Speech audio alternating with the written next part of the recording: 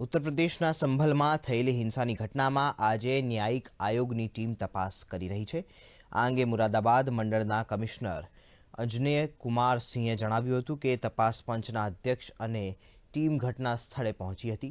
તેઓએ નિરીક્ષણ કરવાની સાથે ઢાંચાનું નિરીક્ષણ કર્યું। આ ટીમે નુકસાનના મૂલ્યાંકન કરવાની કામગીરી શરૂ કરાવી છે।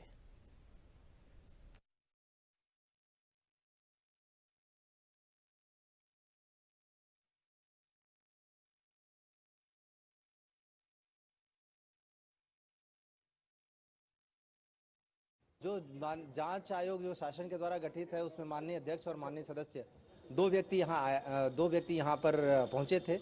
उनका जो हमें बताया गया जिस हिसाब से शेड्यूल और उसके हिसाब से हमने उसका प्रबंध किया था, उनका मूल उद्देश्य था जो जहाँ पे ये उपद्रव कारित हुआ उस पूरे एरिया का भ्रमण करना, उसको विजिट करना, और उन्होंने वैसा किया। उसके बाद उन्होंने रास्ते में जो कुछ लोग मिलना चाहते थे उनसे या बात करना चाहते थे, कुछ लोगों से उन्होंने बात भी की और हमसे जो सवाल पूछे हमने उसके भी जवाब दिए।